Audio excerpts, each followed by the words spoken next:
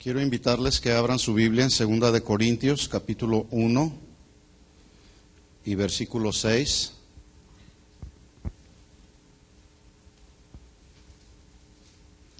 Segunda de Corintios, capítulo 1, versículo 6. ¿Cuántos de los que están aquí, antes de leer la escritura que he citado, cuántos de los que están aquí algún día han sufrido? Si alguien no levanta la mano, no le creo. Todos de una o de otra manera hemos sufrido. Es más, es muy posible que el día de hoy vienes con alguna situación en tu vida, algún dolor que te ha provocado sufrimiento y estás sufriendo. Pero el tema que voy a tratar hoy es una pregunta. ¿Es bíblico el sufrimiento de los cristianos? ¿Por qué la pregunta? Pues porque algunos dicen que no, que el cristiano no debe de sufrir. Así que vamos, a la luz de la palabra, vamos a darle respuesta a esta pregunta. ¿Es bíblico el sufrimiento de los cristianos? Y me estaré enfocando en esta primera parte porque tengo una segunda parte para la próxima semana. Me estaré enfocando en reafirmar justamente este y muchos versículos que hablan acerca precisamente del sufrimiento de los cristianos, para tratar de establecer esta verdad que nos libera, ¿sí? El sufrimiento de los cristianos. Así que Pablo escribe en 2 de Corintios capítulo 1 versículo 6: pero si somos atribulados, es para vuestra consolación y salvación. O si somos consolados, es para vuestra consolación y salvación, la cual se opera en el sufrir de las mismas aflicciones que también nosotros padecemos. Hasta ahí leemos. Vamos a orar y vamos a pedir al Señor que hable a nuestro corazón. Señor, gracias por esta oportunidad que nos das nuevamente de reunirnos en tu nombre, para poder declarar, Señor, con nuestra boca y con fe, que tú eres el Señor, que no hay nadie como tú, eres incomparable, y que eres un Dios soberano, que tienes en control todas las cosas, y que día tras día, Señor, tú quieres revelarte cada vez más y más a tus hijos, Señor. En esta tarde estamos en este lugar, Señor, y el deseo de nuestro corazón es conocerte cada día más, Señor. Que las verdades que están establecidas en tu palabra nos hagan libres, Señor, de cualquier mala interpretación de tu palabra, Señor. En el nombre de Jesús, háblanos al corazón y que nuestro corazón reciba la semilla de tu palabra, Señor, y pueda florecer a su tiempo, Señor. En el nombre de Jesús te lo pedimos. Amén. Amén. ¿Es bíblico el sufrimiento de los cristianos? Bueno, la escritura que acabamos de leer nos da la respuesta. ¿Cuál es la respuesta? Sí, es bíblico el sufrimiento de los cristianos. Aunque en la Biblia encontramos muchos otros versículos que nos hablan acerca de este sufrimiento, Jesús lo dijo de otra manera en Juan capítulo 16, versículo 33. Vamos ahí a Juan 16, 33. Dice Jesús, Juan 16, 33, estas cosas os he hablado para que en mí tengáis paz. ¿Cuántos tienen paz en el corazón esta tarde?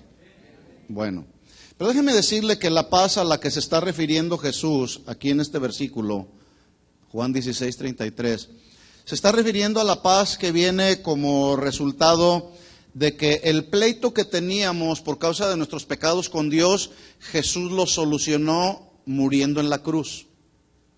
Es decir, ya no estamos en un pleito con Dios por causa de nuestros pecados, porque Jesús, siendo nuestro sustituto, tomó nuestro lugar y arregló el pleito que había con Dios, con el Padre, y nos presenta al Padre ahora justificados. ¿Cuántos le dan gracias por el sacrificio de Jesús en la cruz?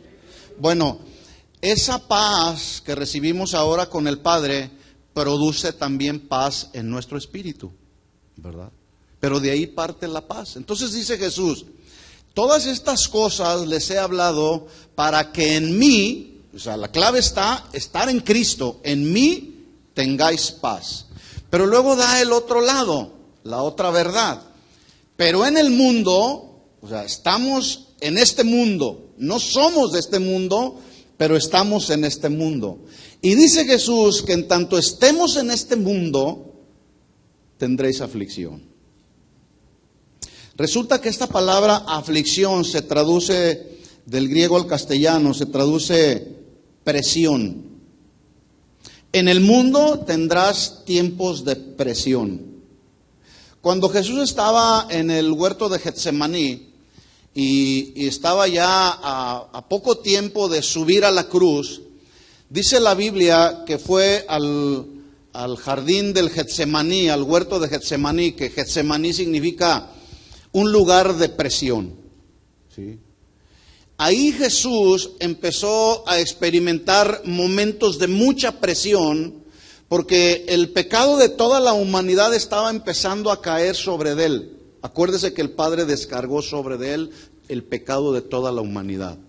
Y dice la Biblia que estando Jesús ahí en el huerto de Getsemaní empezó a experimentar un momento de presión en su humanidad. Tal presión fue la que recibió Jesús, que dice la Biblia que su sudor era como grandes gotas de sangre. Lo cual significa entonces que en ese momento Jesús estaba pasando por un momento de aflicción, un momento de presión. Es posible que tú estás aquí el día de hoy y estás atravesando por un momento de mucha presión, ¿sí?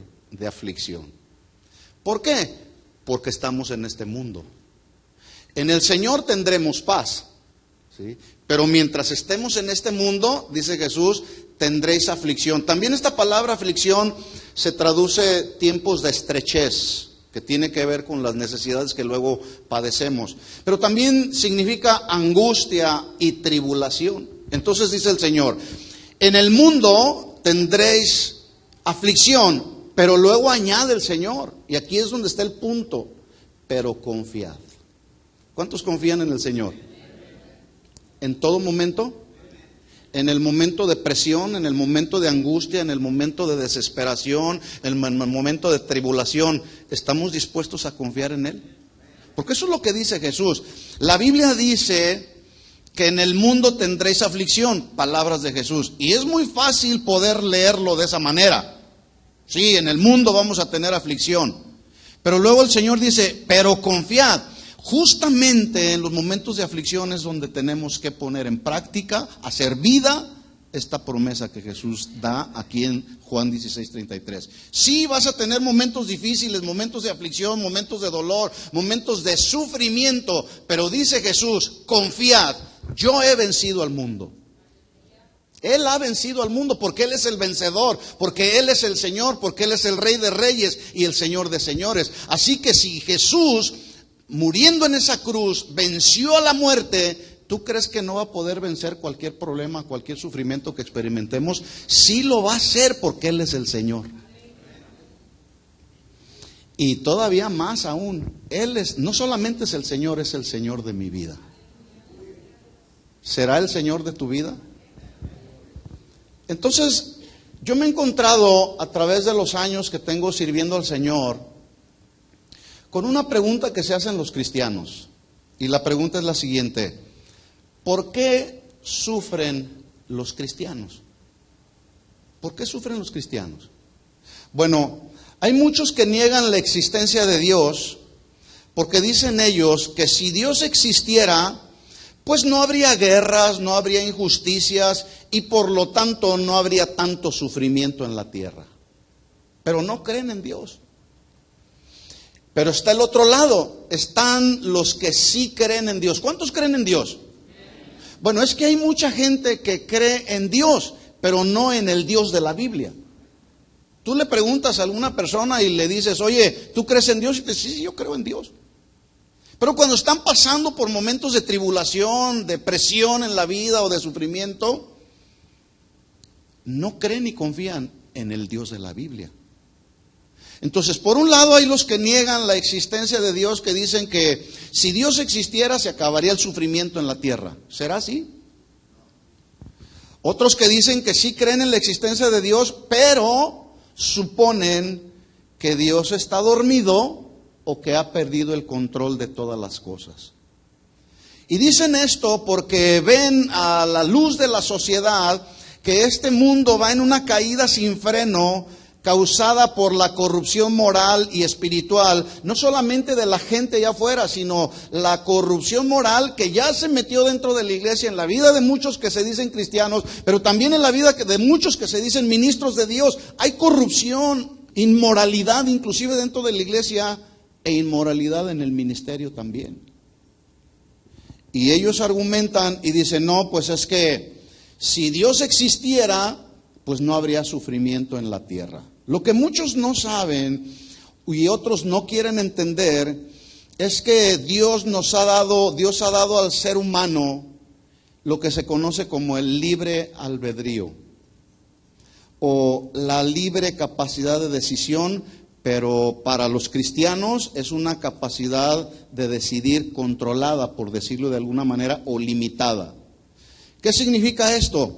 Que Dios en su soberanía, como cuando creó al hombre y lo puso en el huerto del Edén, Dios le dio al hombre libre decisión, libre albedrío. Le dijo, de todo árbol del huerto podéis comer, menos del árbol de la ciencia del bien y del mal. Le limitó. Los cristianos el día de hoy, los hijos de Dios, Dios nos da la oportunidad de hacer nuestras decisiones, pero la misma palabra de Dios nos pone límites. Nuestro libre albedrío está controlado por Dios. Así que, aunque Dios es soberano, también Dios como caballero respeta nuestras decisiones. Es más, yo puedo quizá afirmar que muchos de los problemas, dolores y sufrimiento que hemos experimentado es causado por malas decisiones que hemos tomado. En otras palabras, Dios respeta a sus hijos, Dios respeta a la gente, porque Dios no obliga al hombre a ser obediente, responsable, moral y espiritualmente. Dios no nos obliga, Dios no nos pone una pistola y nos dice, tienes que ser obediente. No, porque Dios es un caballero, porque si Dios nos obligara a ser obedientes, responsables y espirituales, y de esa manera entonces, bajo ese concepto, se pudieran evitar guerras, pandillerismo, drogas, injusticias, asesinato y todo tipo de sufrimiento, pues entonces cuando Dios creó al hombre, en lugar de haber soplado el aliento de su vida y hacerlo un ser viviente, un espíritu, un alma y un cuerpo, pues mejor hubiera creado un robot. ¿Sí o no? Mejor hubiera creado un robot al cual el Señor pudiera controlar con un mecanismo. Dios está más interesado, mis hermanos, en dirigir nuestra vida que en controlarla como se controla un robot a través de un mecanismo. Por eso es que Él nos ha dado libre decisión. Hoy hay muchos creyentes entonces que se preguntan, ¿por qué sufren los cristianos? ¿Cuántos están sufriendo este día? Levanten la mano, con toda honestidad. Yo levanto mi mano. Yo estoy sufriendo, estoy atravesando por un sufrimiento. Aunque algunos dicen, hermano, parece que usted no tiene problemas. Y esos problemas a lo mejor ni le causan a usted sufrimiento. Si quiere se los cambio. Pero el asunto no es si te cambio o no el sufrimiento o los problemas. Porque Dios trata con nosotros el sufrimiento, los problemas de manera particular. Lo que yo necesito que Dios trate conmigo es muy posible que no es lo que tú necesitas que Dios trate contigo.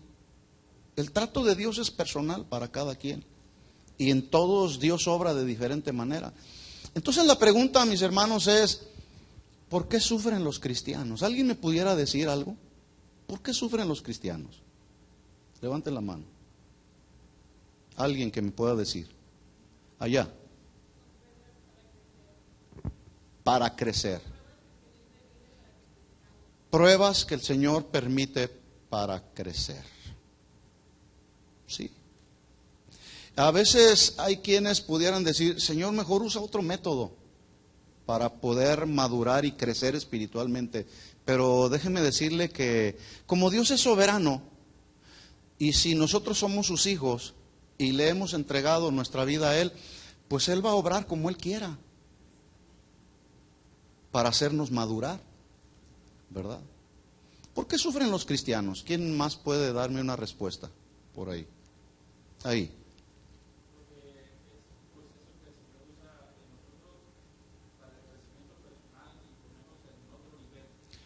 Es un proceso que Dios usa para traer crecimiento personal y seguir caminando. ¿Por qué?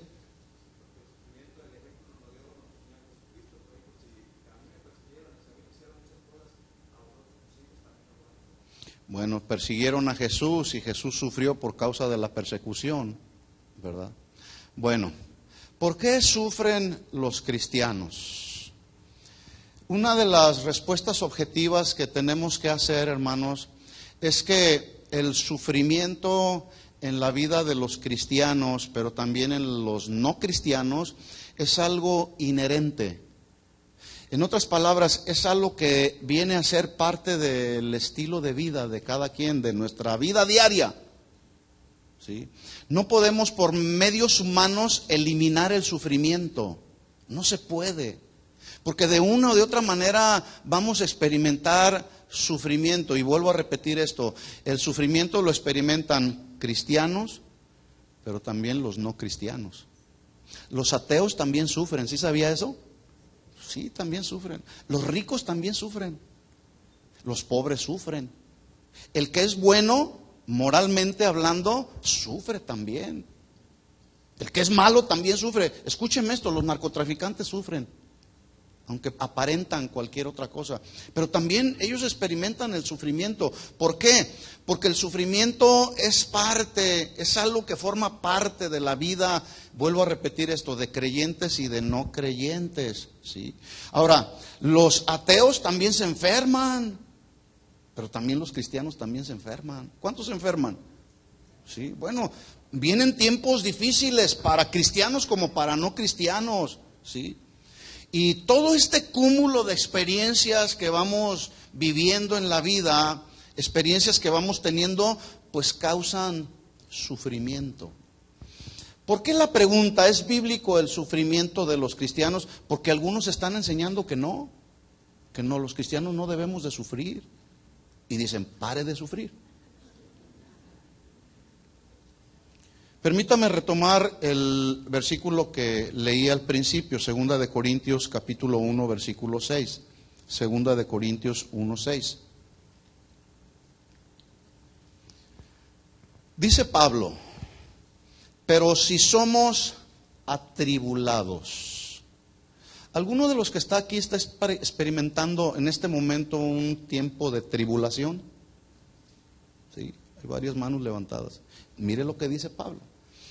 Si somos atribulados, esta palabra atribular o tribulación se traduce del griego al castellano amontonar. Algo que se amontona. ¿Qué es lo que se amontona? Pues la angustia, la opresión, el sufrimiento. Todo eso se va amontonando, es decir, se va acumulando. Entonces dice Pablo, si somos atribulados y toda la angustia, la desesperación, el sufrimiento se va amontonando y se va acumulando, dice Pablo, ahí está el propósito, es para vuestra consolación y salvación. ¿Para qué es? Para la consolación y salvación. Yo lo he dicho en otras ocasiones. ¿Cómo vamos a conocer a ese Dios que es Dios de toda consolación si no viene sufrimiento? ¿Cómo vamos a conocer ese Dios que es Dios de toda sanidad si no viene enfermedad? ¿Cómo vamos a conocer al Dios que es Jehová de los ejércitos si no establecemos una lucha diaria? Él es Dios. Y Él como Dios va delante de nosotros peleando nuestras batallas de todos los días. El problema es que no confiamos en Él. El problema y el asunto es que no descansamos en Él. Hace un momento nos hacían un llamado y nos decían, descansa en el Señor. Echa sobre Jehová tus cargas, dice la Biblia, y Él te sustentará. Y justamente ahí es donde está el problema, porque la gente se pregunta y dice, ¿cómo lo hago? Ya no soporto este sufrimiento, pero además no sé cómo echar con el Señor mis cargas. Entonces dice Pablo ahí que todo este cúmulo de tribulación y sufrimiento lleva como propósito consolación y salvación. Sigo leyendo el versículo. O si somos consolados, es para vuestra consolación y salvación. Escuche lo que sigue a continuación. La cual, consolación y salvación, se opera en el sufrir las mismas aflicciones que nosotros también padecemos. Cuando dice Pablo que nosotros, está refiriendo a él junto con sus colaboradores. ¿Qué era lo que estaba sucediendo? Ellos también estaban esperando aflicción y sufrimiento, pero Pablo sabía que la consolación de Dios operaba, se hacía efectiva, se ponía en contacto, es decir, se activaba cuando surgen justamente las aflicciones. Cuando analizamos un poco el contexto de lo que Pablo está escribiendo, y el contexto habla de leer los versículos anteriores y posteriores, y tratamos de entender todo el mensaje que el Señor está tratando de dar a través de Pablo. Cuando estudiamos el contexto, nos vamos a dar cuenta que Pablo está hablando justamente, precisamente, de pruebas, de tribulaciones que producen sufrimiento, dolor, y todo esto es una realidad. Pablo dice, si somos atribulados es para su consolación y salvación. Está hablando de pruebas, está hablando de tribulaciones como algo real, algo verdadero, algo que vivimos cada día. Usted lee el contexto y se va a dar cuenta, sí, efectivamente, Pablo está hablando de tribulación, pero escuche esto, también está hablando Pablo de la manifestación real y verdadera de uno de los atributos de Dios, dentro de los muchos atributos que Dios tiene. Está hablando también de uno de los atributos que se manifiesta en la vida de los hijos de Dios cuando están sufriendo, que se llama consolación. ¿Cuántos están sufriendo? Es para vuestra consolación. Y dice Pablo que esa consolación se opera, se activa y funciona en el tiempo de sufrimiento, no es en otro tiempo. Cuando no viene sufrimiento, cuando no hay tristeza, no necesitas consolación. ¿Verdad que no? La consolación se activa justamente cuando nos viene el sufrimiento. ¿Verdad? El aire acondicionado de este auditorio se activa en el momento que está haciendo calor. Hay que activarlo en el interruptor para que entonces el ambiente se pueda tornar fresco. Pero cuando está frío no se necesita el aire acondicionado, ¿verdad que no? Bueno, así mismo es con las tribulaciones. La consolación se activa en el momento en que empezamos a experimentar sufrimiento. Y es muy interesante esta palabra consolación, porque es la palabra del griego parakletos, que es la palabra que describe la función del Espíritu Santo, la tercera persona de la Trinidad. Y esa traducción parakletos es la siguiente. Parakletos significa aquel que se pone al lado tuyo para ayudarte. Cuando el Parakletos, el Espíritu Santo de Dios, se pone a nuestro lado para ayudarnos, pues justamente en el tiempo de sufrimiento, en el tiempo de angustia, en el tiempo de desesperación, cuando no encontramos la salida, que vamos de un lado, vamos a otro lado, te sientes confundido, no encuentras respuesta a tus incógnitas, volteas para un lado, volteas para otro y dices, ¿dónde está la salida? Cuando es allá de donde viene nuestro socorro, donde tenemos que enfocar nuestra mirada, cuando estamos pasando por sufrimiento. Y le digo una cosa, cuando enfocamos nuestra mirada en aquel que es el autor y el consumador de nuestra fe, escuchen esto, ese autor y consumador de nuestra fe tiene todo el poder y toda la autoridad para fortalecernos en el momento de sufrimiento. Y una vez que estamos fortalecidos con el poder de su fuerza, escuchen esto, mis hermanos, Él nos da la gracia, su gracia, que nos capacita para soportar el sufrimiento. ¿Cuántos están sufriendo? Bueno, Él te va a dar la gracia. De eso se trata la vida cristiana también. Ese asunto de que los cristianos no deben de sufrir es un engaño, mis hermanos. Un total engaño, ¿sí? En la mañana que estaba compartiendo este mensaje allá en nuestra congregación de Anaheim, al final se acercó una persona conmigo y me dice, fíjese hermano que allá en la congregación de donde yo salí ya hace algún tiempo, ahorita traen un mover impresionante, le están diciendo a la gente, sufre, sufre, sufre, y sufre, porque acuérdate del sufrimiento de Job. ¿Qué acaso Job no recibió el doble de lo que Dios le quitó? Así que todo eso le vino por causa del sufrimiento. Pero escuchen esto, el engaño está en esto. Que el doble, materialmente hablando, que recibió Job, eso se lo enfocan a la gente, solo el aspecto material. ¿Sí? No le dicen a la gente, vas a sufrir porque lo bueno de Dios, que son las cosas del reino de Dios, van a venir a nuestra vida como lo es la sabiduría, como lo es la paz, como lo es el consuelo. No les hablan de los asuntos espirituales del reino de Dios, les hablan de puras cosas materiales. Sufre porque el Señor te va a dar el doble como le dio el doble a Job. Ese fue el caso de Job. ¿Dios le dio más de lo que le quitó? ¿Sí o no? Dice la Biblia que su postrer estado fue mucho mejor que el primero. Pero ese fue el caso de Job. ¿Pero qué me dice de Pablo?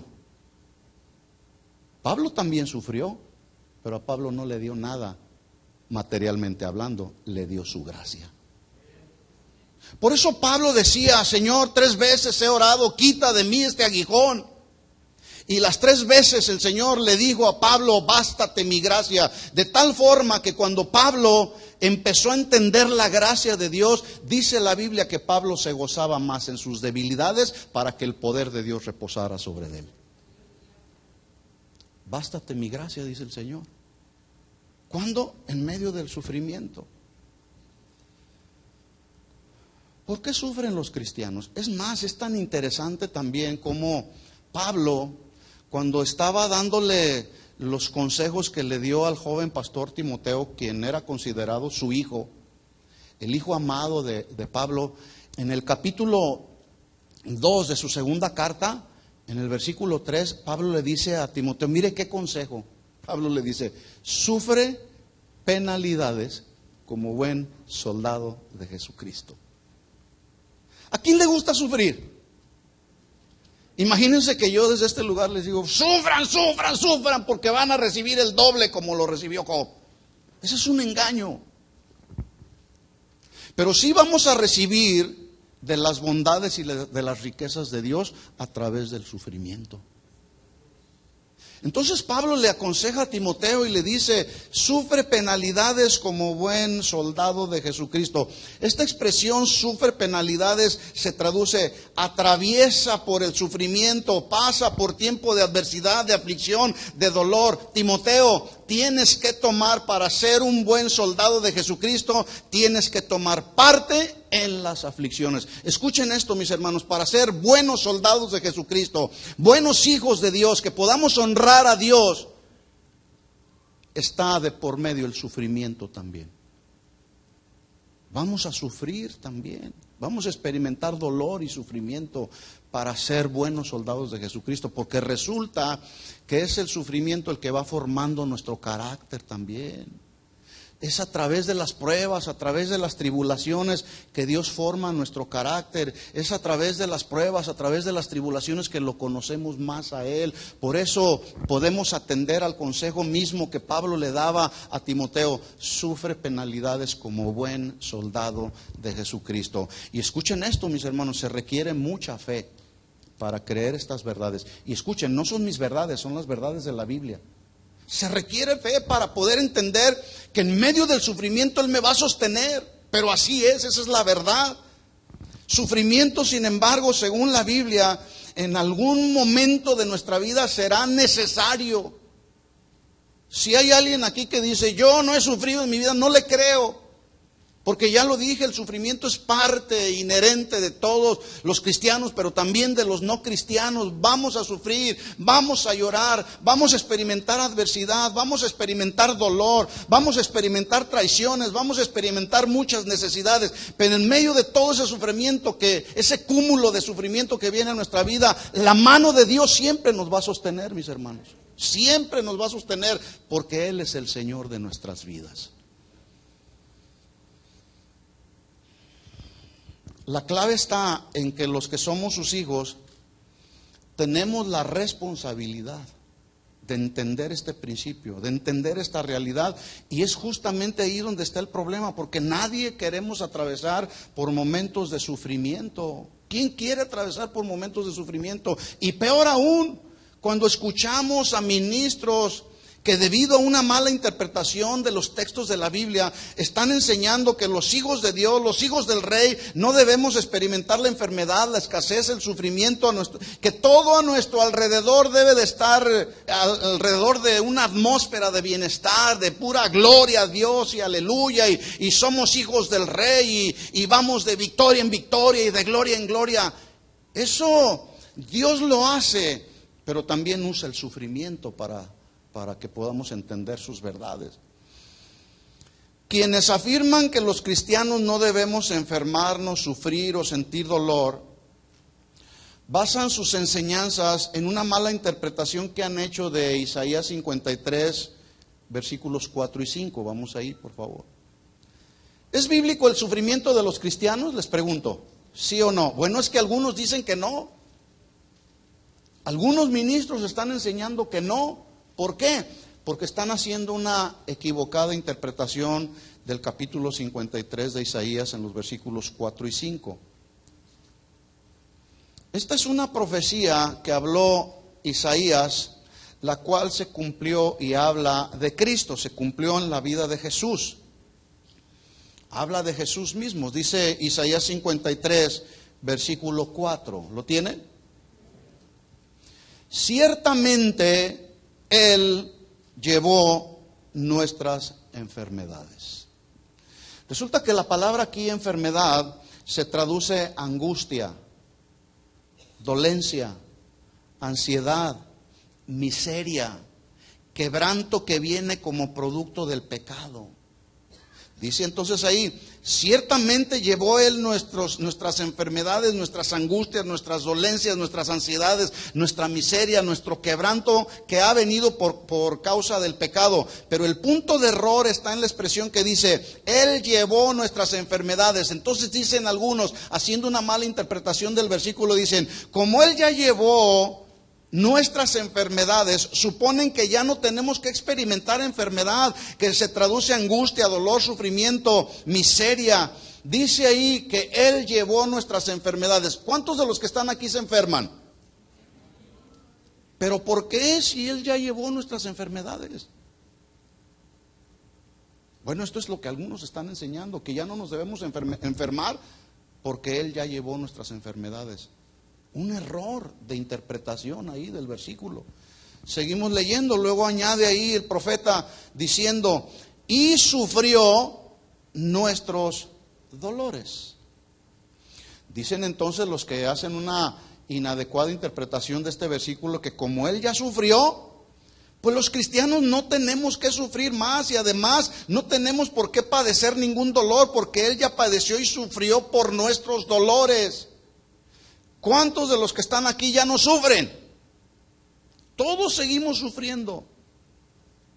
Pero dicen ellos, no, ya no debemos de sufrir. Sigo leyendo la profecía. Y nosotros, dice Isaías, le tuvimos por azotado, por herido de Dios y abatido. Versículo 5. Mas Él herido fue por nuestras rebeliones.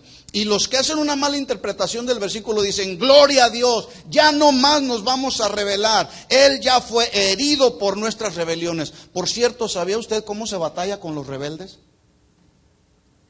Que se oponen a todo lo que tiene que ver con Dios. Y mucha de esa gente que se rebela y se opone a todo lo que tiene que ver con Dios es parte de nuestra propia familia. La gente del mundo se rebela con todo lo que tiene que ver con Dios. Los políticos se rebelan con todo lo que tiene que ver con Dios. Se batalla mucho con los rebeldes. ¿Cuántos padres de familia que estamos aquí tenemos hijos que batallamos con ellos por causa de su rebelión? Y le digo una cosa, la rebelión que se está levantando en la vida de muchos hijos en el día de hoy es una rebelión que está rayando en lo diabólico ya. Donde ya los hijos están matando a los padres. y los padres están asesinando a los hijos. Pero ¿dónde está? Si Jesús ya llevó, Él herido fue por nuestras rebeliones, ¿por qué entonces la gente se sigue rebelando? ¿Por qué nosotros como hijos de Dios a veces nos seguimos rebelando también a lo establecido por Dios en su palabra? Si Él ya llevó nuestras rebeliones en su propio cuerpo, ¿por qué nos seguimos rebelando? ¿Cuál es la respuesta a esta pregunta? Algunos interpretan y dicen, no, ya no te debes de rebelar. ¿Nos seguimos rebelando a lo establecido por Dios en su palabra? ¿Sí o no? Sí, esa es la verdad. Sigue diciendo la profecía, molido por nuestros pecados, el castigo de nuestra paz fue sobre él. Así que los que hacen una mala interpretación de este versículo, ellos dicen, como el castigo de nuestra paz fue sobre él, pues todo a mi alrededor debe de girar en un ambiente y en una atmósfera de completa paz, de completo bienestar. Gloria a Dios, aleluya, dicen ellos. Pregunta, ¿para cuántos de los que están en este lugar todo a su alrededor gira bajo un ambiente y una atmósfera de completa paz, de bienestar, de gloria y de victoria? Levanten la mano. No. La realidad de las cosas es que no. Bueno, algunos dicen que como Él ya llevó el castigo de nuestra paz fue sobre de Él, pues todo a mi alrededor tiene que ser bienestar. No es cierto, mis hermanos. No es cierto. Finalmente el versículo 5 termina diciendo así, y por sus llagas o por su llaga fuimos nosotros curados. Así que ellos interpretan que como ya fuimos curados por su llaga, ya nadie se debe de enfermar y sufrir por causa de la enfermedad. De hecho, cuando alguno de esos hermanitos que tienen una super fe impresionante y son de los que confiesan para todo positivo, se dan cuenta que algún hermano de la congregación está enfermo y le dicen, no aceptes la enfermedad. Porque los cristianos no debemos enfermarnos, por su llaga fuimos ya nosotros curados, dicen ellos. Reprende la enfermedad y ata la bendición de sanidad, dicen. ¿Dónde está eso en la Biblia? Una interpretación muy equivocada de estos versículos. Ahora el punto es el siguiente, mis hermanos. ¿Cuál es el verdadero sentido de Isaías 53, versículos 4 y 5? ¿Cuál es el verdadero sentido? Porque ciertamente Él llevó nuestras enfermedades y sufrió por nuestros dolores, ¿sí o no? ¿Sí o no? ¿Usted lo cree? Ciertamente Él herido fue por nuestras rebeliones y molido por nuestros pecados, ¿sí o no? Sí, esto es una verdad. Ciertamente el castigo de nuestra paz fue sobre de Él y por sus llagas fuimos nosotros curados. Esto es una realidad. Esta fue la obra que Jesús hizo en la cruz del Calvario. Pero la pregunta es, ¿por qué los cristianos seguimos enfermándonos? ¿Por qué los cristianos seguimos experimentando dolor? Si Él ya llevó nuestras dolencias y nuestro sufrimiento en la cruz del Calvario, ¿cuál es la respuesta? ¿Cuál es el verdadero sentido de este versículo? Algunos se preguntan. Escuche bien esto, este es el sentido adecuado del versículo. Esa liberación y esa redención quedará consumada en su totalidad hasta que estemos con Él por toda la eternidad. ¿Sí o no? Escuche esto, pero mientras estemos en este mundo, en esta tierra, mientras sigamos en este cuerpo de muerte que dijo Pablo, ¿quién me librará de este cuerpo de muerte? Mientras estemos en este mundo y en este cuerpo de muerte, escuchen esto, mis hermanos, seguiremos experimentando sufrimiento, seguiremos experimentando enfermedad, nos seguiremos angustiando, seguirá viniendo a nuestra vida la tristeza, el dolor, el llanto, ¿sí? Así que este es el beneficio que viene en el paquete de la salvación. ¿Cuál es el beneficio? Que un día estaremos con Él en su presencia. Y escuchen esto, la promesa es que estando ya luego con Él, cuando ya todo quede completamente consumada, esa redención total quede completamente consumada, la Biblia dice que allá ya no va a haber sufrimiento. ¿Cuántos quieren estar allá? Yo quiero estar allá. Pero mientras eso no suceda, dijo Jesús, en el mundo tendrás tribulación y aflicción. Apocalipsis capítulo 21, versículo 1. Así quedó confirmado la promesa que Dios le reveló a Juan acerca de los acontecimientos futuros ahí en el Apocalipsis.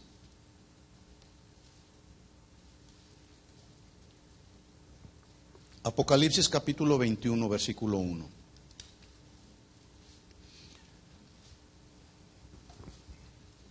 ¿Lo tiene?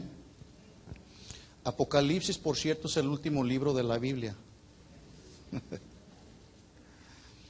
Capítulo 21, versículo 1. Dice así: vi un cielo nuevo y una tierra nueva, porque el primer cielo y la primera tierra pasaron. El mar ya no existía más. Y yo, Juan, vi la santa ciudad, la nueva Jerusalén, descender del cielo, de Dios, dispuesta como una esposa ataviada para su marido. Y oí una gran voz del cielo que decía: he aquí el tabernáculo de Dios con los hombres, y Él morará con ellos, y ellos serán su pueblo, y Dios mismo estará con ellos como su Dios. Yo quiero verlo cara a cara. Pero mientras esté aquí, seguiremos sufriendo. ¿Cuántos están de acuerdo conmigo? Mire lo que dice el versículo 4. Enjugará Dios toda lágrima de los ojos de ellos. ¿Qué significa esto? Allá ya no va a haber más llanto. Regularmente cuando alguien sufre, lo primero que viene es llanto. ¿Sí? Lloramos. Jesús lloró por su amigo Lázaro. Jesús lloró por ver la condición espiritual de Jerusalén. Jesús lloró. ¿Sí? Enjugará Dios toda lágrima de los ojos de ellos. Y escuche lo que dice a continuación: y ya no habrá muerte. Ya no habrá. Diga conmigo, ya no habrá. Allá ya no habrá muerte. Tampoco habrá más llanto. Tampoco habrá más clamor. Señor, te suplico, clamo a ti con todo mi corazón, líbrame de este sufrimiento. Allá ya no va a haber más clamor. Pero también dice que allá ya no habrá más dolor, porque las primeras cosas ya pasaron. ¿Sí? ¿Cuántos quieren estar allá? Bueno, escuche entonces la realidad y la verdad objetiva. En tanto esto no suceda, esta promesa del versículo 4 no suceda, que estemos allá, mientras sigamos en esta tierra y en este cuerpo de muerte, mis hermanos, la verdad y la realidad de las cosas es que seguiremos sufriendo tribulación, angustia, enfermedad y padeciendo sufrimiento. Así que ese asunto de que a usted le dicen, o alguien escucha a usted por ahí que dice, los cristianos no deben de sufrir, no sé qué Biblia estarán leyendo. ¿Es bíblico el sufrimiento de los cristianos, sí o no? Hermano, te pregunto, mi hermano Sergio, ¿vino sufrimiento ante la muerte de tu hijo? Él acaba de perder a su hijo. ¿Cuántos saben que se sufre cuando se pierde la vida de un hijo? ¿Se sufre? Sí, yo estuve ahí con él.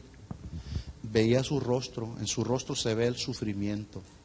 Hermana Blanca, ¿dónde está mi hermanita Blanca por ahí? ¿Se sufre cuando se pierde la vida del esposo? Se nos fue el hermano Alejandro, ¿se acuerdan de nuestro hermano Alejandro? Se nos fue. Pero ¿sabe? Allá, con el Señor, nuestro hermano Alejandro ya no está experimentando enfermedad, ya no está experimentando dolor, ya no está sufriendo, porque está con el Señor. Pero la gran realidad a la que todos los cristianos y los no cristianos nos enfrentamos cada día es que mientras estemos en este mundo, en esta tierra y en este cuerpo de muerte, seguiremos experimentando sufrimiento. Pero la gran diferencia entre los mundanos y los cristianos es que su gracia nos sostiene. Es que estamos en el hueco de la mano del Señor. ¿Sí? ¿Quién habitará al abrigo del Altísimo? ¿Quién morará bajo la sombra del Omnipotente? Diré yo al Señor, esperanza mía, castillo mío, mi Dios, en quien confiaré.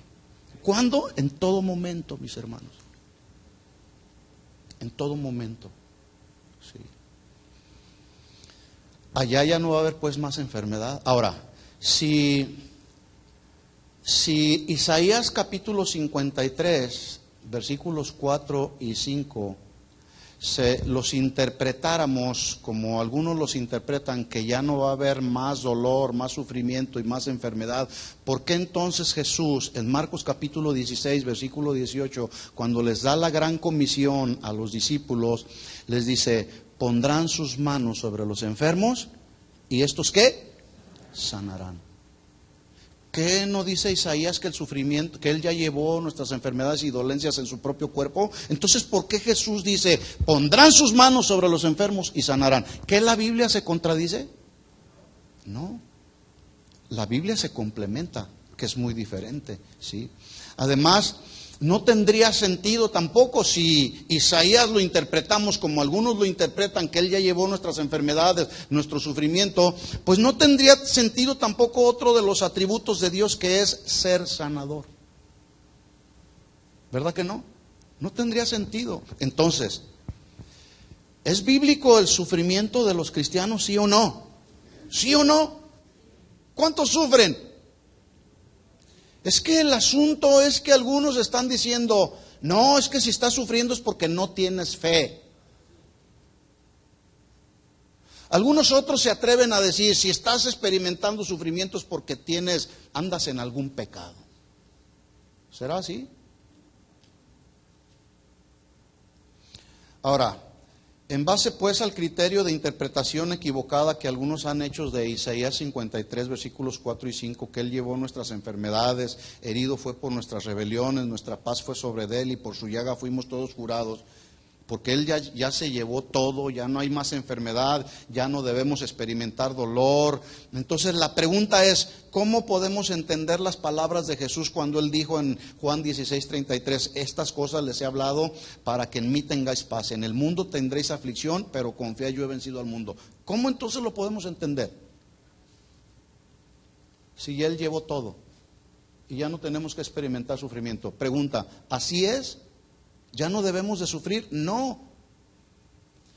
Ya lo establecimos pues, mientras sigamos aquí, en esta tierra, seguiremos experimentando sufrimiento. ¿Es bíblico el sufrimiento de los cristianos? Sí. ¿Cómo podemos pues entender el siguiente versículo? Filipenses capítulo 2, versículo 25. Vamos ahí.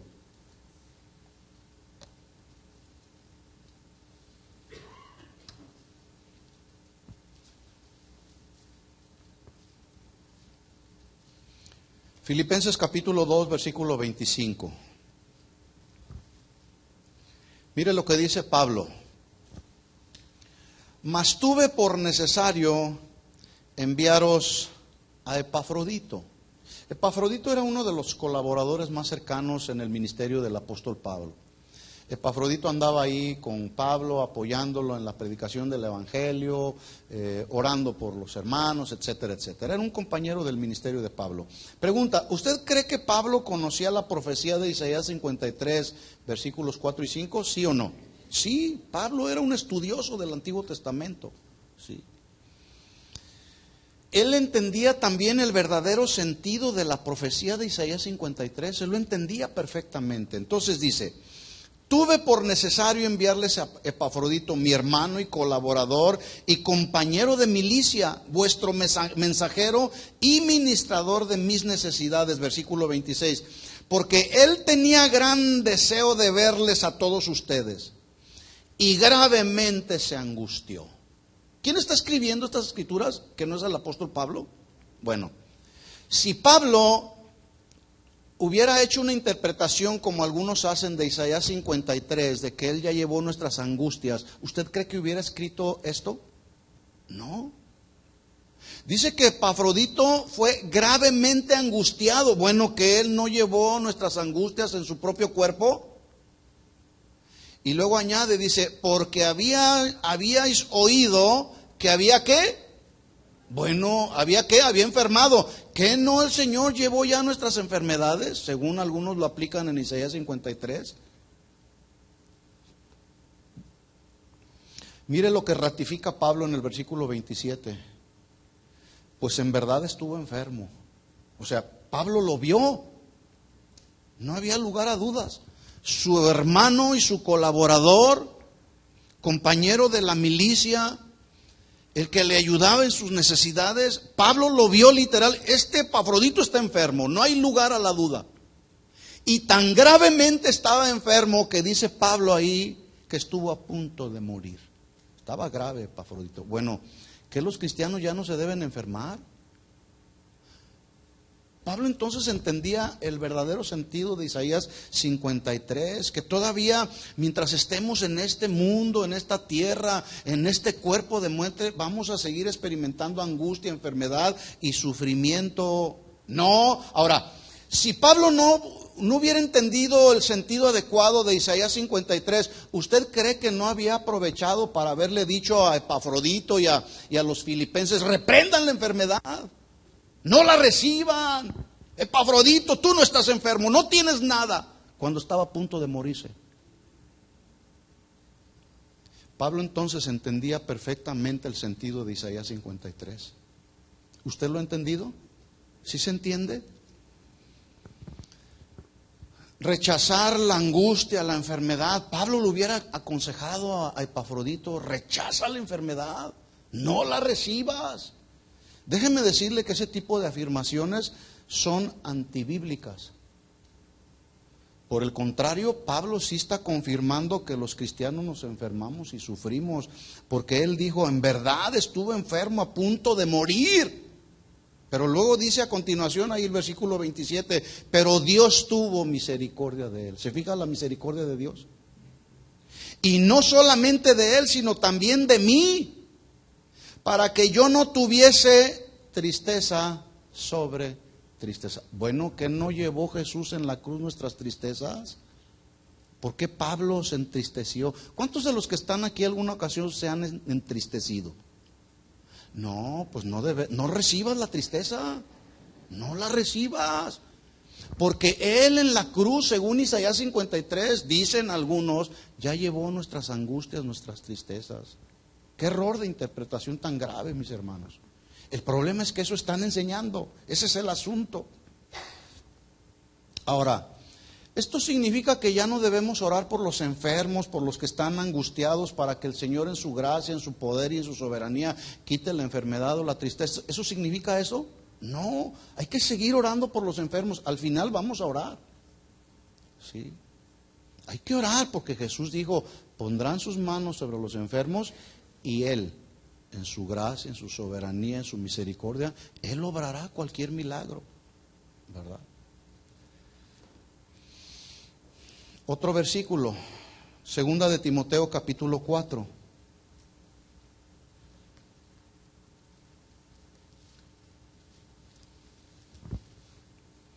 Con todos estos versículos estamos dando respuesta a la pregunta que nos ocupa en el tema.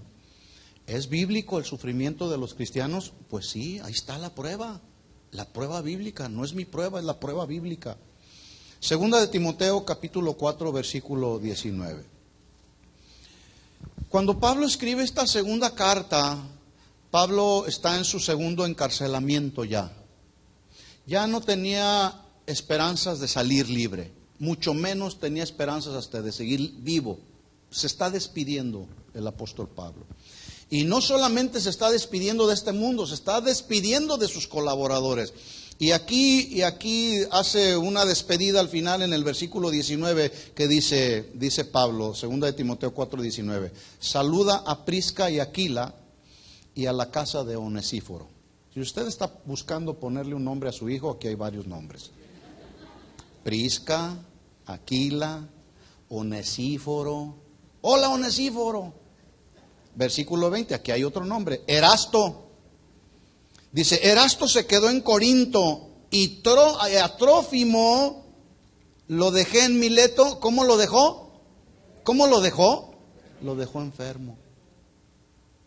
Oiga, si Pablo no interpretara adecuadamente Isaías 53, no hubiera dejado enfermo ahí al hermano Trófimo, ¿verdad? Entonces, ¿cuál es el verdadero sentido que debemos darle a Isaías 53? Que debido a que Él llevó nuestras enfermedades, nuestros dolores, ya no debemos enfermarnos y sufrir como algunos lo mencionan. No, lo debemos entender como que nuestra liberación y redención quedará consumada en su totalidad hasta que estemos con Él por toda la eternidad. Pero en tanto sigamos en este cuerpo, nos guste o no nos guste, seguiremos padeciendo enfermedad, tribulación, angustia, dolor y sufrimiento. ¿Sufren los cristianos? Sí. Pero también los no cristianos y también los ateos. Otro versículo, Hechos capítulo 14, vamos a ir rápido. Hechos 14.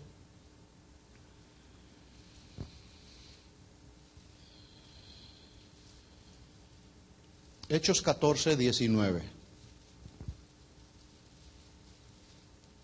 ¿Lo tiene? Dice así: entonces vinieron unos judíos de Antioquía y de Iconio que persuadieron a la multitud, y habiendo apedreado a Pablo, le arrastraron fuera de la ciudad pensando que estaba muerto. Usted y yo lo leemos así de simple. Apedrearon a Pablo, ¿sí? Pero yo quiero pedirle por un momento que usted se ponga en los zapatos de Pablo, del Pablo apedreado, casi muerto, ¿sí? ¿Sabe usted cuál fue el delito que cometió Pablo y por el cual lo apedrearon y lo dejaron casi medio muerto? Haber orado por un hombre que era cojo de nacimiento y por predicar el evangelio. Por eso lo agarraron y lo apedrearon. Y usted puede decir, wow, haga un cuadro aquí en su mente y se va a dar cuenta que a Pablo lo dejaron medio muerto. ¿Sí? Estaba sufriendo por causa de haber orado por este hombre, y el hombre se levantó y por estar predicando el evangelio, lo cual significa que después de este apedreamiento que experimentó Pablo, tenía muchas razones para haberle dicho a Dios: Señor, ¿por qué me apedrean si estoy haciendo tu obra como me la encargaste? Estoy cumpliendo con la tarea y el ministerio que me delegaste. ¿Por qué esta gente me apedrea? Tenía muchas razones para poder reclamarle a Dios. Pero le digo una cosa: Pablo estaba sufriendo, estaba experimentando un sufrimiento causado por el dolor que le habían provocado todas esas piedras. Escuchen esto, mis hermanos. Nosotros, es muy posible que a lo mejor no te agarre alguien y literalmente te tire de piedras. Pero la gente que está a nuestro alrededor, que en muchas ocasiones es nuestra familia, nos empiezan a apedrear burlándose porque somos cristianos, porque venimos el domingo a la iglesia, porque levantamos nuestras manos al Señor, porque cumplimos con nuestras responsabilidades y deberes como cristianos, y te empiezan a apedrear. ¿A poco de veras eres un cristiano? Eres un hipócrita. Y empiezan a tirarnos piedras. Y esas piedras duelen, ¿sí? Cuando yo me convertí, pues en ese deseo de quererle compartir a mi familia, yo les dije a mis padres, yo ya me había casado, y fui y les dije: ya me convertí, ya las cosas viejas ya pasaron. Porque yo les he dicho en otras ocasiones, yo tomaba bastante y ya no usaba un vaso jaibolero de este tamaño, usaba un florero así de grande. Así de grande, usaba un florero. Y la imagen que yo tenía ante mis padres era llegar con mi florero para un lado y para otro, ¿verdad? Usted me ve aquí, pero usaba un florero así. Hice a un lado ese florero, ¿verdad? Y mi padre me dijo: prefiero verte con tu florero a que hayas traicionado la religión que te inculcamos desde que eras niño. Eso fue una buena apedreada. Y me dijo: no vuelves a poner un pie en esta casa. Una piedra. Mucha gente a nuestro alrededor lanza piedras por causa del compromiso que hemos asumido como verdaderos hijos de Dios. ¿Sí? Y algunos, después de tanta piedra que están recibiendo, renuncian y apostatan de la fe, pero algunos otros permanecen. Yo te invito a que permanezcas. Mire lo que dice Pablo. ¿Sí? Dice, entonces vinieron, lo apedrearon, lo arrastraron fuera, pensando que estaba medio muerto, versículo 20. Pero rodeándole los discípulos, se levantó y entró en la ciudad, y al día siguiente salió con Bernabé para Derbe. Oiga, todo adolorido, todo apedreado. Dice que exactamente al día siguiente salió con Bernabé para Derbe, versículo 21. Y después de anunciar el evangelio a aquella ciudad y de hacer muchos discípulos, volvieron a Listra, a Iconio y Antioquía. Oiga. Alguien después de haber sido apedreado, ¿quién quiere volver a seguir predicando el evangelio? Tal apedreamiento que experimentó Pablo pudiera haberlo hecho renunciar de la tarea y el ministerio que le fue encomendado, pero no, Pablo permaneció firme. Esa es la calidad de cristianos que se están buscando en este tiempo, no los que de repente experimentan un sufrimiento y se derriten como el chocolate. Es que no sabes cuánto estoy sufriendo, Señor, no puedo más hacer la obra del ministerio. Bueno, mire lo que estaba experimentando Pablo. Al día siguiente se levanta y sigue predicando, anuncia el evangelio a aquella ciudad y luego vuelve a Listra, a las otras iglesias que él había fundado, a Iconio y Antioquía, versículo 22, confirmando los ánimos de los discípulos. Oiga, cuando Pablo necesitaba ser ministrado, qué tremenda pedreada te dieron, Pablo, levántate, vamos a curar tus heridas. No, el tremendo Pablo, miren la calidad de cristiano que era Pablo, confirmando los ánimos de los discípulos. Pablo tenía razones para haber estado desanimado, pero ¿sabe qué era lo que sostenía a Pablo y el ministerio de Pablo? La gracia de Dios. Eso es lo que nos debe de sostener a usted y a mí en medio del sufrimiento. Confirmando los ánimos de los discípulos, exhortándoles a que permanecieran en la fe. Note usted que Pablo no les dijo, renuncien a la fe porque si ustedes siguen, los van a apedrear, como me han apedreado a mí. No, les exhortó a que permanecieran en la fe. Hermanos, estas palabras de exhortación del apóstol Pablo son palabras que deben de resonar aquí en lo más profundo de nuestro corazón. Hermanos, así te apedreen, así se burlen de ti, la exhortación de Pablo es a permanecer firmes en la fe. Firmes en la fe. Y muchas cosas todavía nos quedan por experimentar, mis hermanos. Quizá no estamos experimentando las persecuciones de los primeros cristianos y del tiempo de Pablo, pero muchas cosas están por venir, mis hermanos, y no son lo mejor de Dios está por venir. Dice la Biblia que por haberse multiplicado la maldad, el amor de muchos se enfriará. ¿Qué dice? Que la maldad se va a multiplicar. Pablo le dijo a Timoteo en la segunda carta, en el capítulo 3, versículo 1, Pablo le dijo a Timoteo, en los postreros días vendrán tiempos peligrosos. Esa palabra peligroso significa tiempos de mucha maldad, de mucho salvajismo. ¿Por qué? Por causa del carácter de los hombres de los postreros tiempos. Usted lee del versículo 1 al versículo 5 y se va a encontrar con lo que yo estudiamos el día de ayer en el Instituto Bíblico, los hechos de los apóstatas. Búsquenlo por ahí, ahí está la clase de ayer. Los hechos, no de los apóstoles, los hechos de los apóstatas. ¿Sí? Porque ese carácter malo, perverso, intemperantes, amadores de los deleites más que de Dios, infatuados, traicioneros, etcétera, todo ese carácter que tiene la gente que está ahí al mundo se está metiendo a la iglesia. Por eso Pablo le dijo a Timoteo, tienes que persistir y ser valiente en la batalla, porque los tiempos que estamos por experimentar son tiempos peligrosos. Algunos dicen, lo mejor de Dios está por venir. No, no es cierto. La Biblia no dice eso.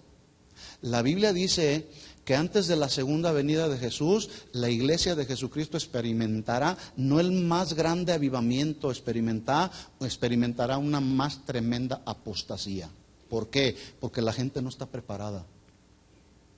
Porque los cristianos no hacemos una adecuada interpretación de los textos de la Biblia. Porque nos viene el sufrimiento y decimos, no, reprendo el sufrimiento. No es cierto. Los cristianos vamos a seguir sufriendo. Los cristianos vamos a seguir padeciendo tribulación. Los cristianos vamos a seguir padeciendo escasez inclusive, necesidades económicas. Vamos a seguirlas padeciendo, pero escuche esto, mi hermano, en medio de todas esas necesidades, el Señor nos va a sostener en el hueco de su mano, porque Él es el Señor. Entonces Pablo los anima y les dice, permanezcan en la fe, diciéndoles, es necesario que a través de muchas tribulaciones entremos en el reino de Dios. Oiga, qué consejo de Pablo. ¿Cómo? Pablo, ¿por qué nos hablas tan negativamente? ¿Por qué no nos dices que lo mejor del reino de Dios está por venir? No, Pablo está diciendo, es necesario, que se traduce, es menester, es conveniente, es como una obligación impuesta que a través de muchas tribulaciones entremos en el reino eterno de Dios. Ya fuimos liberados de la vana manera de vivir, ahora formamos parte de la familia de Dios. ¿Sí? Somos hijos de Dios. Pero es necesario que mientras estemos en este mundo y en este cuerpo, sigamos experimentando tribulaciones, como dice Pablo ahí. Es necesario que a través de muchas tribulaciones, el día de mañana entremos al reino eterno de Dios. ¿Cuántos quieren estar allá? Bueno, pues vamos a experimentar sufrimiento.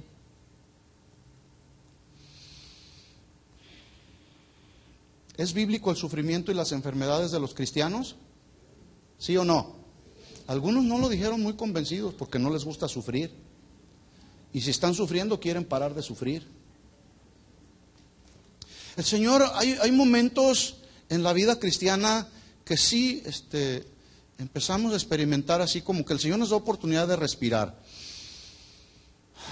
Nos da la oportunidad de tomar fuerza, porque detrás viene otra prueba, otra necesidad. Sí. Pregunta, en el sufrimiento del santo Job, como se conoce en la Biblia, ¿quién estuvo detrás del sufrimiento de Job? ¿Satanás o Dios? ¿Quién estuvo detrás del sufrimiento de Job? Dios. ¿Quién crees que está detrás de tu sufrimiento? ¿El diablo o Dios? Dios está detrás de todo, mis hermanos. Ahora, si estás experimentando sufrimiento, hay quienes hacen dos cosas. Una, lo que hizo Job. Usted estudia todo el capítulo 1 y se va a dar cuenta del sufrimiento tan impresionante que experimentó Job. Perdió todo en un día, hasta su familia. Y por si fuera poco, el Señor le dejó una mujer que le dijo, maldice a Dios y muérete. ¿Verdad? Pero experimentó sufrimiento. Pero Job no renegó contra Dios como algunos lo hacen. Dos cosas pueden hacer: o adoras a Dios en medio del sufrimiento, o reniegas contra Dios en medio del sufrimiento. ¿Qué es lo que hacemos? Porque el problema no es el sufrimiento, el asunto es cómo reaccionamos cuando estamos experimentando sufrimiento. Dice la Biblia en Job 1:20, entonces Job se levantó, rasgó su manto, rasuró su cabeza, que era una muestra de humillación delante del Señor, se postró rostro en tierra delante de la presencia del Señor y escuche lo que hizo. Ahí, en esa situación, adoró a Dios. ¿Pudo haber renegado de Dios? Sí podía, pero no lo hizo. Por el contrario, adoró a Dios. Y dijo, desnudo salí del vientre de mi madre y desnudo volveré. Jehová dio, Jehová quitó, sea el nombre de Jehová bendito. En todo esto no pecó Job, ni atribuyó despropósito alguno. En otras palabras, Job entendió que ese sufrimiento que estaba experimentando él en su propia vida, el haber perdido todas sus posesiones materiales y aún hasta su propia familia, había un propósito de Dios. Escuchen esto, mis hermanos, tu sufrimiento, mi sufrimiento, tu enfermedad, tu dolor, tu llanto, tu necesidad, tu angustia, tu desesperación, todo tiene un propósito de Dios. Y el asunto es que a veces, en lugar de decirle al Señor, Señor, muéstrame cuál es el propósito de este sufrimiento, le decimos al Señor, ¿por qué estoy sufriendo, Señor? ¿Qué acaso no soy tu hijo, Señor? ¿Por qué mejor no le decimos al Señor, Señor, ¿cuál es el propósito por el cual estoy experimentando este sufrimiento? Una, otra. En medio de este sufrimiento, Señor, muéstrame que tu gracia me sostiene. Eso es muy diferente. Es muy diferente. ¿Cuántos están sufriendo esta tarde? ¿Jesús sufrió? ¿Sí o no? ¿Los discípulos sufrieron? Sí, ellos sufrieron. Y sufrieron hasta la muerte por causa de la predicación del Evangelio. Estuvieron dispuestos a dar su propia vida, solo por mencionarle algunos ejemplos. Jacobo, hijo de Zebedeo, que formó parte del círculo más íntimo de Jesús. Este Jacobo estuvo ahí con Jesús cuando Jesús se transfiguró, tuvo una experiencia impresionante ahí con Jesús en la transfiguración. Bueno, este Jacobo, ¿sabe usted cómo murió? Decapitado. ¿Cuál fue su delito? Predicar el Evangelio. ¿Alguno de ustedes está sufriendo más que lo que sufrieron los primeros cristianos? ¿O lo que sufrió Jesús en la cruz del Calvario? Felipe murió crucificado, Mateo murió al instante al ser traspasado por una espada que le perforó el corazón. Santiago murió apedreado y en sus momentos de agonía, estaba ya en los últimos momentos, sus verdugos agarraron una piedra y se la dejaron caer en la cabeza, le partieron el cráneo salvajemente. Murió a los 99 años de edad este Santiago. Es decir, 99 años sirviendo y agradando al Señor. ¿Sufriendo? Sí, pero sufriendo por la causa. Y hoy, los cristianos de hoy no queremos sufrir. Y peor aún, la gente o los ministros nos engañan diciéndonos, no, los cristianos no deben de sufrir porque Cristo ya llevó en la cruz nuestras angustias, nuestras desesperaciones, nuestras enfermedades. Él sufrió por nosotros el sufrimiento ya, así que nosotros no debemos de sufrir. Mentira, mis hermanos, eso no es cierto. Termino con 2 de Corintios capítulo 1. Vamos a ir rápido. 2 de Corintios capítulo 1.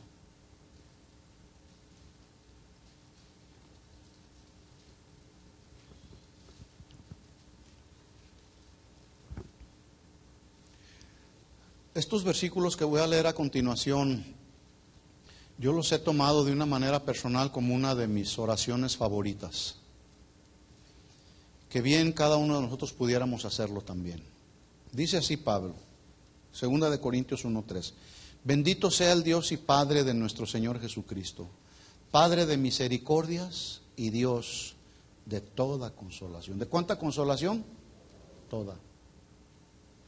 El cual nos consuela en todas nuestras tribulaciones. ¿Cuántas tribulaciones? Todas. Para que podamos también nosotros consolar a los que están en cualquier tribulación, por medio de la consolación con que nosotros somos consolados por Dios. Versículo 5. Porque de la manera que abundan en nosotros las aflicciones de Cristo, así abundan también por el mismo Cristo nuestra consolación. Y finalmente versículo 6. Pero si somos atribulados, es para vuestra consolación y salvación. O si somos consolados, es para vuestra consolación y salvación, la cual se opera, se activa en el sufrir de las mismas aflicciones que también nosotros padecemos. ¿Sufren los cristianos? Sí. ¿Por qué sufren los cristianos? ¿Porque andan en pecado? ¿Porque no tienen suficiente fe? ¿Por eso sufren los cristianos? No. Ah, ya sé por qué sufren los cristianos. Ah, porque vienen arrastrando maldiciones generacionales. ¿Por eso sufren los cristianos? Ah, ya sé por qué algunos cristianos sufren, porque no ha habido una reforma migratoria. Por eso sufren. Ahora, ¿quiere usted saber? Porque este mensaje yo lo he basado en evidencias bíblicas que nos han ayudado a darle respuesta a la pregunta. ¿Es bíblico el sufrimiento de los cristianos? La respuesta es sí. Ya vimos muchos versículos. ¿Sí? La siguiente pregunta que vamos a darle respuesta la próxima semana es: ¿por qué sufren los cristianos? ¿Por qué sufren los cristianos? Ya lo dije, algunas razones, porque no tienen fe, porque andan en pecado, porque vienen arrastrando maldiciones generacionales, o por qué sufren los cristianos, porque pretenden recibir el doble como el doble que recibió Job. Por eso, y para eso sufren los cristianos. No, la próxima semana lo vamos a ver. Vamos a darle respuesta a esa pregunta. ¿Por qué sufren los cristianos? Ya vimos que es bíblico el sufrimiento de los cristianos. La siguiente pregunta será: ¿por qué sufren los cristianos? ¿De acuerdo? Quiero terminar con esto. Yo quiero que vengan aquí al frente todos aquellos que el día de hoy están pasando por algún sufrimiento, por algún momento así de mucha presión, que tú dices: no aguanto más. Le voy a decir una cosa: Dios no nos va a dar una prueba, no nos va a mandar una prueba, una tentación, un sufrimiento más allá del que podamos soportar. Es posible que ya llegaste a tu límite, ¿verdad? Pero en estos momentos queremos orar unos por otros, y viene a mi mente aquella escena cuando el pueblo de Israel está en la batalla peleando, comandados por Josué.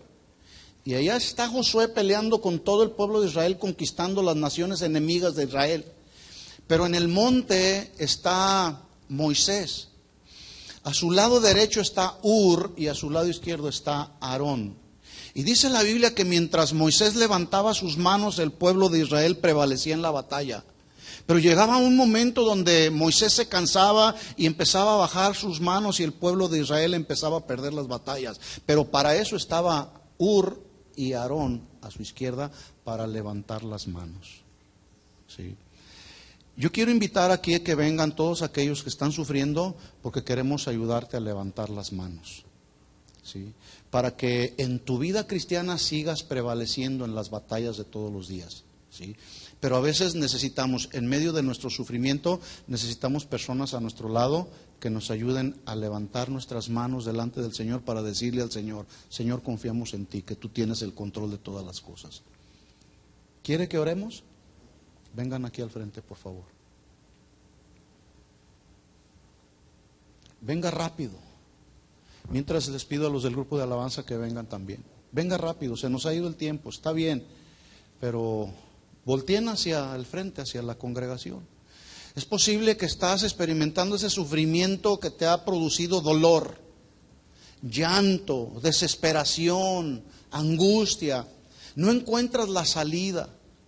Estás ahí sufriendo, estás ahí angustiado y desesperado y le preguntas al Señor: Señor, ¿qué puedo hacer? Estoy sufriendo. Bueno, aquí vamos a ir delante del Señor y vamos a presentarle nuestro sufrimiento al Señor. Y vamos a decirle: Señor, toma en tus manos mis cargas.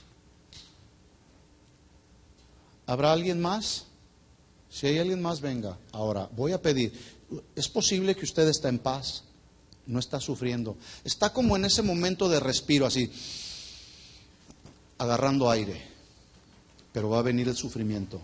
¿Sí? Bueno, qué bueno que usted está bien. Quiero pedirles a ustedes que vengan con algunos de mis hermanos que están aquí, o de mis hermanas que están aquí, y alce sus manos. Y que puedas decirle: hermano, estoy aquí para levantar tus manos para que sigas prevaleciendo en la guerra y en la batalla de todos los días. Vengan, por favor, algunos, ayúdenme a orar por todos estos hermanos. La Biblia dice: sobrellevar las cargas los unos de los otros. Y este es el momento precisamente donde tú te puedes acercar con un hermano y simplemente ora al Señor y dile: Señor, aquí está mi hermano, la vida de mi hermano. Quiero levantar, quiero ser ese Aarón, ese Ur, que esté aquí dispuesto a levantar las manos de mi hermano, de mi hermana que está padeciendo por sufrimiento. Vengan algunos. Los demás, pongámonos de pie y vamos a orar juntos al Señor. Porque nuestros hermanos que están aquí están sufriendo, tal vez de enfermedad, tal vez alguna necesidad, alguna situación difícil. En el nombre de Jesús empieza a orar y empieza a decirle al Señor: Señor, aquí están nuestras necesidades, aquí está nuestro sufrimiento, Señor. Señor, en el nombre de Jesús, nos acercamos al trono de la gracia, ahí donde recibimos el oportuno socorro a nuestra necesidad. Oh Señor, en el nombre de Jesús, en estos momentos, Señor, levantamos las manos de nuestros hermanos que hoy, a través de este sufrimiento, Señor, están experimentando debilidad, Señor. En el nombre de Jesús, Señor, levantamos sus manos.